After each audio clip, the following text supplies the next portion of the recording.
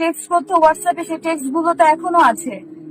সেই টেক্সটের মাধ্যমেও সবাই বুঝতে পারবে, যে বলতে পারবে না, নাকি বুঝে না। যতই দিন যাচ্ছে ততই যেন পলাশের মৃত্যুর রহস্য নিয়ে হচ্ছে অনেক বেশি আলোচনা সমালোচনা।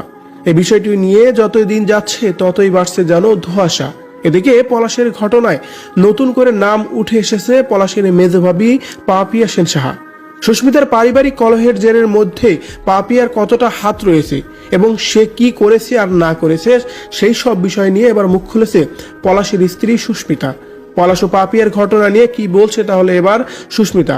ভিউয়ার্স, এ বিষয়ে জানতে সম্পূর্ণ ভিডিওটি দেখে অবশ্য সঙ্গেই থাকবেন। পলাশের মেধভাবী পাপিয়ার সঙ্গে পলাশের সম্পর্ক ছিল অনেক ঘনিষ্ঠ। তাদের ঘনিষ্ঠতার বেশ কয়েকটি ভিডিও চিত্র সোশ্যাল মিডিয়ায় দেখাই যাচ্ছে। তাদের সেই সব ভিডিও দেখে রীতিমতো অনেক বেশি আলোচনা এসেছে।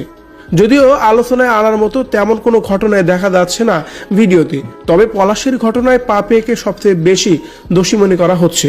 তার কারণ পাপিয়ার সুস্মিতার থাকাকালীন সেই সময় তার শাশুড়ির কাছে বিভিন্নভাবেই খোঁজখবর নিত পলাশের সংসারে, যার কারণেই এই পাপিয়াকেই বেশি সন্দেহ করা হচ্ছে, যে পাপিয়ার কারণেই সুস্মিতার সংসারে এই অশান্তির কারণ হয়ে দাঁড়িয়েছে। আর এই বিষয় নিয়েই এবার মুখ খুলেছেন পলাশের স্ত্রী সুস্মিতা। পাপিয়ার সঙ্গে পলাশের সম্পর্ক কেমন ছিল, পাপিয়া কি চাইতো, শেষ পর্যায়ে এসে পলাশকে কি এমন বুদ্ধি দিয়েছিল পাপিয়া, যে বুদ্ধি শুনলে পলাশের এই দুনিয়া থেকে বিদায় নিতে হতো না। এবার এই সব কিছু নিয়েই স্পষ্ট করে কথা বলেছেন সুস্মিতা। সুস্মিতা বলেন, বিয়ের 6 থেকে 7 মাস অনেক ভালোই ছিলাম আমরা। প্রথম অবস্থায় পলাশের মা কিছু কিছু কাজে ফোর্স করলেও সেটা মানিয়ে নিয়েই চলেছি আমি। কোনো প্রকার সমস্যা আমি মনে করিনি সেই মুহূর্তে। কিন্তু এর কয়েকদিন পরেই পলাশের বাসায় বেড়াতে আসে পলাশের মেজো ভাবি পাপিয়া।